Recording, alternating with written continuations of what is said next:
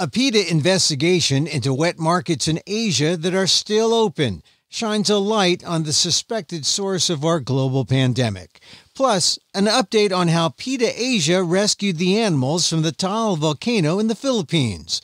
All next on the PETA Podcast.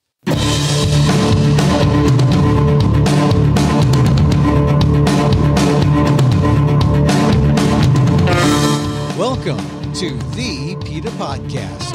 I'm Emil, Guillermo, your host for this behind-the-scenes look at PETA, the largest animal rights organization in the world. And by now you've heard about the dangers of the wet markets and how it is the leading suspect as to the origin of the COVID-19 pandemic.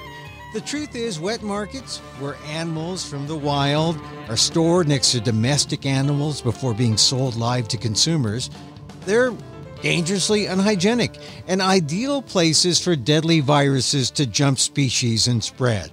In April, weeks after the COVID-19 outbreak, PETAAsia had an investigator at live markets in Indonesia and Thailand, all similar to the one in China and still open. The pictures and video show blood and animal flesh as gloveless workers live kill meat and poultry for consumers before their eyes. There are live frogs and even cats, and the markets aren't much different from the ones in the U.S. PETA Senior VP Jason Baker of PETAAsia told me the threat from live markets here is just as real, not just from the live kill wet markets in ethnic communities, but also from all the factory farming operations in the U.S. Here's my interview with Jason Baker on the PETA Podcast. Where did your investigators go, and what did they find? Well, they went to Indonesia and to Thailand, and I think what they found was what you see over and over, and we've seen for decades, and we've been protesting and trying to change, and that is suffering animals inside of cages next to other suffering animals who are in filthy conditions, stressful conditions, pulled out, slaughtered in the most gruesome ways, and it's a day in and day out situation. We know that this is where SARS came from these wet markets that are all over Asia and moving into Africa. And we know that this is where COVID-19 came from. We were just simply documenting the suffering. And to me, it's a very basic science. Once people understand how it works, you have these suffering animals who, when they're stressed, their immune systems are lowered, and therefore they get diseases more often, and they spread diseases more often. And there's other animals around them who have other diseases that they wouldn't normally come in contact with. These other animals get them, they spread them, and they cross over to humans. And it's so basic, and it's something that we've been trying to shake people for. I think my first wet market protest was in 2003 when I lived in Hong Kong. And, some people are getting it slowly, but I thought after SARS that Hong Kong would see the light and would ban all live animal sales. But slowly, as things are forgotten, animals go back on sale in live markets. And so here we are, 17 years later, and we have all these various diseases that come from allowing animals to be so stressed, whether it's in live markets or factory farms. It's a similar situation where it's spreading diseases. All right, but wait a minute, Jason. You know that this virus, the current virus, began, they suspect, in a Wuhan market in China. What makes you think, what makes you feel certain that the same sort of circumstances exist in Indonesia and in Thailand? How can you make that jump? Well, I've seen them. I've been to so many markets in my lifetime. And it is, again, this simple science of these stressed animals who in the wild would not be around all of these other animals. There are different COVID viruses and other viruses that are naturally in other animals that don't normally spread to other species, and they live with them and they don't get sick. Part of it is when you put them in these stressful, filthy conditions in these wet markets around all these other species, including humans, you have a perfect mix for disease. And it's, this COVID-19 isn't the first, and it's not going to be the last. And we have been trying to to scream it from the hilltops. But it's basically a question of hygiene then, right? It's not just hygiene. I mean, there's also, it's related to stress, hygiene, having all of these animals who aren't normally around each other. It's sort of a mix, a melting pot of different problems. Mm-hmm. All of these problems shouldn't be happening. We should be leaving these animals in the wild. We shouldn't be eating any animals. We shouldn't be stressing the animals. These conditions at these wet markets should be better, should be cleaner. Now, paint the picture. You had people undercover, or they weren't undercover. Yeah, well, they just went in and started taking pictures, right? Yeah, I mean, the people in the markets know that if cameras are out, they get angry, and so it's sort of, you go in publicly, but it's undercover, and the Indonesia one, I think, is the most interesting because it was happening at the beginning of April when the parts of the world that weren't shut down were starting to shut down. So we were looking at flights over there for the investigator, couldn't find anything online, had to go to a travel agent who basically issued him a paper ticket. He had to go directly to the airport, fly in, hoping that at any moment, knowing that at any moment, the airports could all be closed down, landed, got the footage, tried to get some sleep, had 2 major earthquakes happen right then, had to get up at 3 a.m. to go get his flight, again, knowing that at any moment, all the airports in the country could be shut and he could be stranded for Lord knows how long. So just getting the footage had its own special drama. But yeah, then you walk in and you see, I mean, they're not as big as they were, but they're still big, and they're going to get bigger as people forget. So, and we know that. You walk in, and the first things you see are chickens next to dogs, next to cats, next to eels. There's cut up snakes, there's cooked rats, there's frogs and other reptiles, turtles. It's every suffering animal you can probably imagine. And I want to be clear, though, these wet markets are terrible, but factory farms are also terrible. They may not be as directly in your face, but they're also terrible. So we're not saying, factory farms are in some way better. The only maybe benefit we have is that animals who go to wet markets probably suffer longer. They don't get taken to the slaughterhouse right away. So they can be living for days or weeks longer, suffering in little cages, terrible conditions. Your point is that a wet market, wherever it is, in Asia, in the United States, where there are dozens of wet markets in New York, in San Francisco, in the Bay Area, in Seattle, they're everywhere. They're everywhere in the United States. The wet markets are as bad as the factory farms, which are predominantly in the United States, right? Right. I mean, factory farming is I guess prevalent everywhere. And yeah, they are. They're equally as bad. They are 2 different terrible things that we're trying to stop.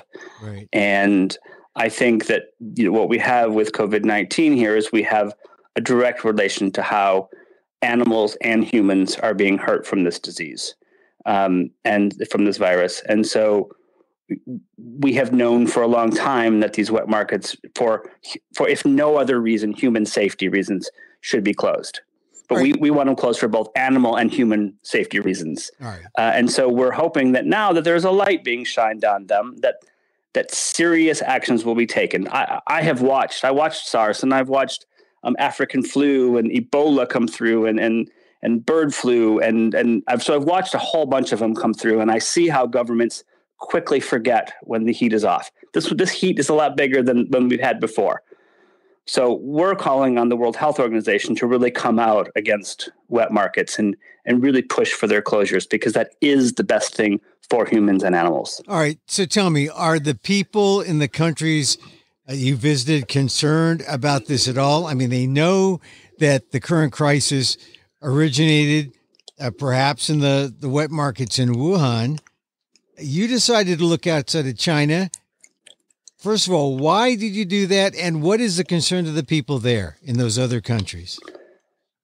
Well, people are concerned, but people also look at economics and how they're making money. So while these wet markets aren't as big as they were, they're still operating and they're still causing suffering, and they still have major health issues.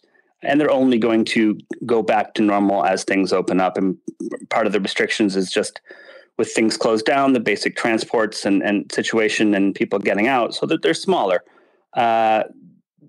So what we did was we wanted to just look and see what was going on. That was our first goal, was to see, are they functioning? Why are they functioning? And we saw very quickly that some are closed, but most are open. We have looked at China.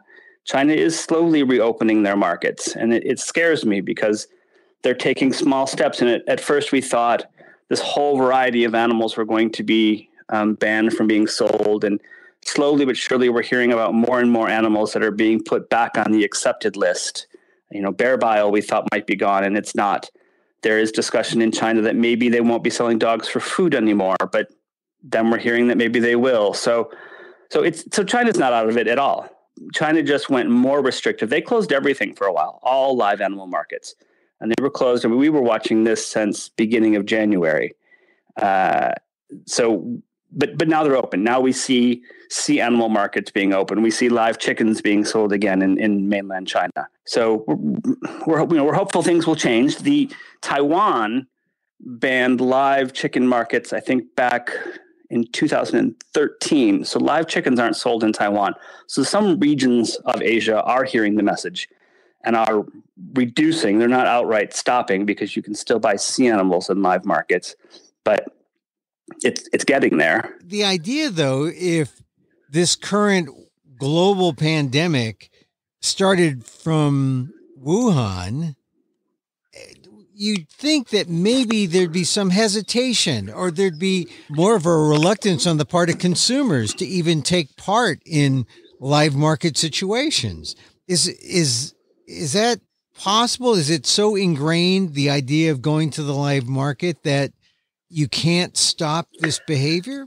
For me, for years, for almost 2 decades now, I am surprised and shocked at people's ability to go back to these markets time and again after they have been closed for, even when we've had small diseases go through and have just wiped out the one market.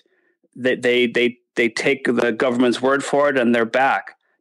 This is obviously different. I'm hoping that this is a time for real change in the world. I don't tend to think that's probably going to happen, just because I've watched time and time again how governments backpedal when people start forgetting, and they put economics over people's health time and time again. We will continue to push it. We will continue to educate. Veganism is on the rise across the world. There's no doubt. Yesterday, KFC in mainland China announced that they're coming out with a line of vegan products. Today in China, Starbucks announced a line of vegan products. So we see the change. There's no doubt that times are changing. And will they change fast enough before we have the next pandemic? I don't know. I don't have a lot of faith, to be honest. But we see the change. We see how today's young people don't think this is good. Well, they see that it's wrong. They want it to change. When you go to these countries, though, like Indonesia and Thailand, do you see people begin to talk about it? And is it, as you say, along generational lines, young people talking about it? Or are there people, throughout the society that are saying, hey, let's question whether we go back to the live markets, and let's consider veganism, and let's consider stopping the use of animals for food? The difference in Asia between young and old is so dramatically different than it is in the West. There is such a huge difference because just the countries themselves have changed so dramatically over the last 30 and 40 years, just right. Dramatically. So today, young people do think it. I mean, when I go back to Thailand and I see all of these vegan options there that weren't there 10 years ago, much less 30 years ago, or when I see just everywhere, Hong Kong. I mean, I think someone told me that there were 89 vegan restaurants in Hong Kong now. When I see these changes in Hong Kong, or in mainland China, I've been campaigning in mainland China since 2002, and I see massive, massive change where nobody was vegetarian, and now so many celebrities that it's the talk of the food industry in mainland China. So yeah, I think it's very much live markets are being kept alive by an older generation. I think that there is pressures, and you see these different countries changing and reducing, and we have to push as hard as we can. And everyone should, right? The World Health Organization should push for locally, if there are wet markets or animal markets around you, push for them to be closed. It is happening. We just need to get it done a lot faster. Well, what struck me by what you said in our interview here today is that you mentioned how KFC is coming out with a vegan line in China, how Starbucks is coming out with more vegan foods on its menus. The idea that it's not just a matter of taste, although that might be, that is a factor, but it's more this idea that the proprietors or these companies are seeing that they are meeting a demand and they are making money. And if they can make money off this, they're going to continue this, and you're going to see a generation kind of not shunning, but maybe pushing those fans of the live markets off to the corner. And we will see a dwindling number of them, just as, the society goes through this generational change. I mean, it could take longer, but do you think, is that a description of what's happening? The corporations are kind of leading it.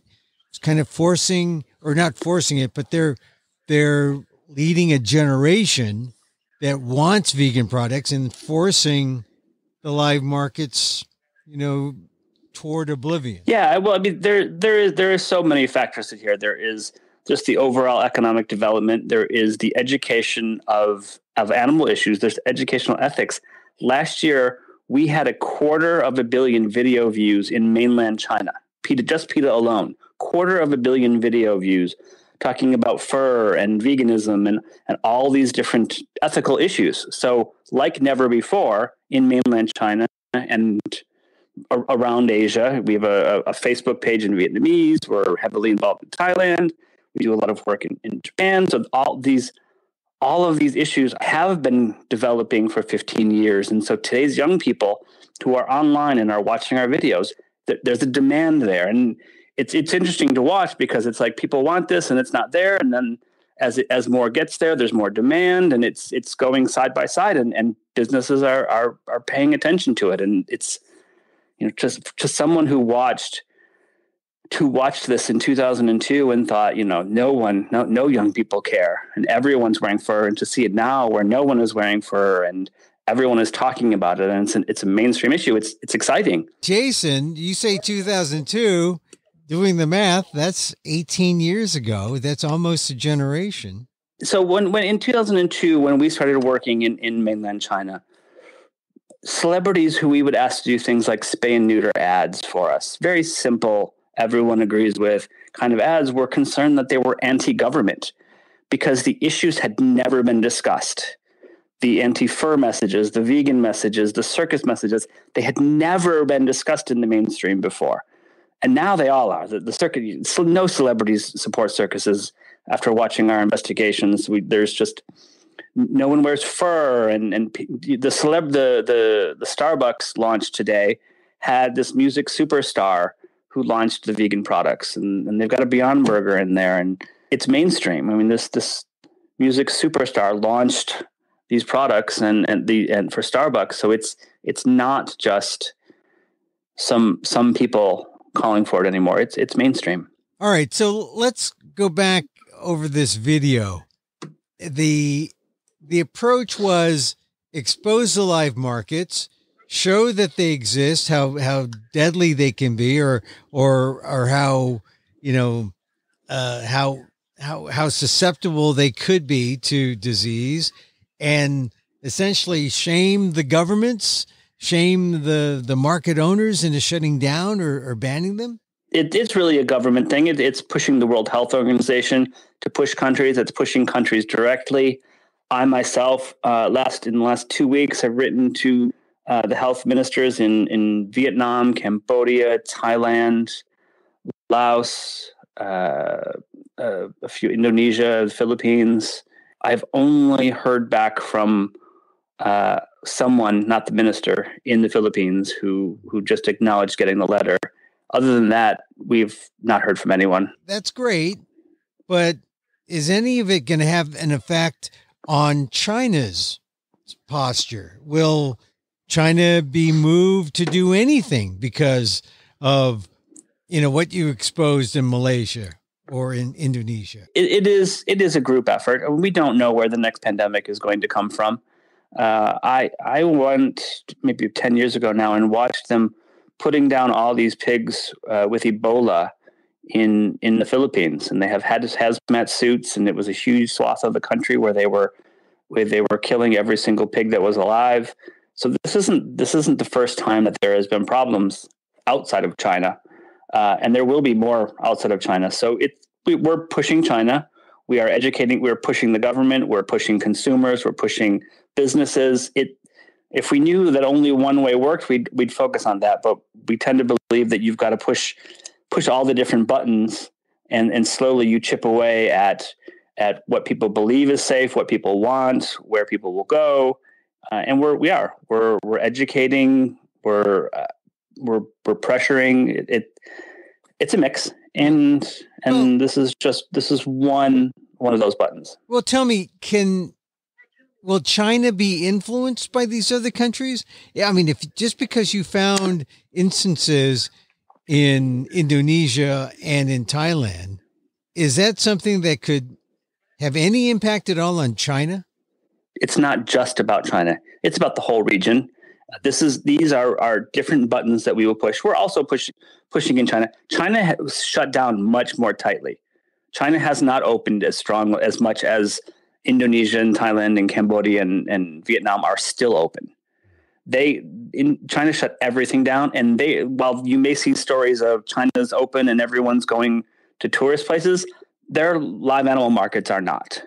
And so we're keeping an eye, and we have been, we were saying and yelling about them before, and we will continue to do that, and we will continue to educate the public on them so that less people are going. But as of right now, we aren't pointing a finger at specific live markets because they haven't reopened yet. The cultural aspect of this, some people might say the wet markets are part of my culture. You're being somewhat racist by pointing out that this is a bad thing and that we shouldn't do that. Well, what do you say to those people who might want to use that as a defense? Yeah, it's an excuse. It's not true. There are many people in Indonesia, Vietnam, China trying to shut these markets down. There are animal people trying to do it. There are health people trying to do it. We're not the only ones. And then I would also say that just times change. I myself have seen the reduction in live markets just in Metro Manila since I've been living there. I've watched the reduction in the availability of live chickens in Hong Kong when I was living there. And as I mentioned earlier, you see the reduction in Taiwan. They no longer sell live chickens. So I don't know how every single market has done in their reductions, but we see the changes overall. So that's just an excuse. It's if someone is saying that, most likely they have an economic interest, would be my guess, because it's just natural. Societies are building up. The live markets aren't really something that are economical. They take up a lot of space. They're dirty. They cause problems, and so we see them leaving. And I said that my concern is just that it could take 30 years before we see most of them go, and we'd like to see them gone next week. And a lot of our listeners are in the United States, and there are live markets here in the United States in some places that you would never expect. I mean, New York, San Francisco, LA, of course, but they have live markets in Minnesota, live markets in the Midwest. Generally, exactly, and open right now too. Yeah. And so that is the shock. Yeah. What should people in the United States do about the idea of live markets? Do they still represent the same kind of threat even as the live markets in Asia? They do represent the same kind of threat. They are still places where animals suffer, their immune systems are lowered, diseases are spread. It is still the same thing. the thing that people need to do is push the World Health Organization to change, and they need to push locally in their societies if there are live markets around them, and just demand that they be closed. There's no reason to keep them open in this day and age. All right, Jason Baker, you head PETAAsia from the Philippines. That's and, right. While I have you, is the situation in Mount Taal, which we talked to you about a few months ago, has that been better, or has it? We joked that it went from the dangerous place on Earth to the safest place on Earth because there's nobody on the island now. So we got the dogs off. Last I knew, there was a man on the island with 2 horses. He's old. He thinks tourists are going to come back. They are not. But he has a boat and 2 horses there. We at last count, we got off somewhere around 140 dogs from the island, 140 animals. The chickens, and we've had chickens, ducks, and horses that have all been rehomed, and some pigs. We are now down to somewhere around 40. I don't know the exact number, around 40 dogs still looking for homes. Many of them are in foster care. Some of them are at the vet, and with Metro Manila on lockdown, our staff have had to walk several miles each way to the vet every day to take the animals out. And the vet's closed, but we've got a key and to take them for walks. And we had two dogs today who went from Taal that went to Forever Homes. So we went from one crisis to another, and working on getting these animals in some nice homes. And if you go to the PETAAsia's Facebook page, people can scroll down and see some of these adoptions. They're pretty good. Okay, but at least the volcanoes have stopped erupting in the Philippines. Yeah, I mean, there's a worry that it could erupt at any time. I think it's gone down to I want to say out of 10, a level 6. That doesn't sound right, meaning it seems safe enough, but things could go the other way. Well, so that's where it is. They're supposed to be evacuating the shoreline area. How that's going right now, I don't know. Everyone's attention really has switched to COVID-19, and Taal is not in the press and not in the government's view. But we went through up until we couldn't get in anymore, until we couldn't move anymore. We went through and talked to every local, every regional leader, every basically neighborhood leader, every barangay, and gave them our contact info so that if there are any animal emergencies anywhere around the island or outside the island, that we're available to go help.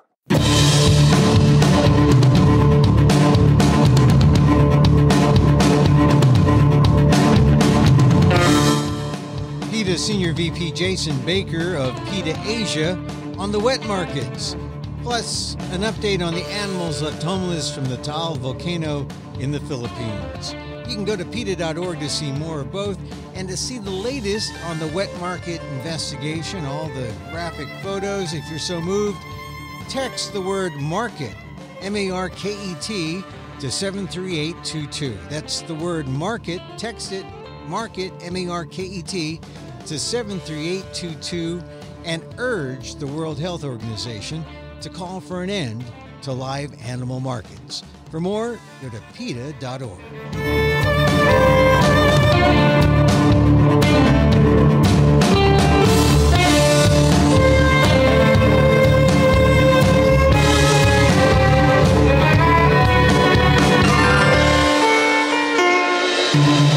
And that's our program. You can contact us at PETA.org. You can find me on Twitter at Emil Amok, or on ALDEF, AALDEF.org/blog, or on my website, amok.com.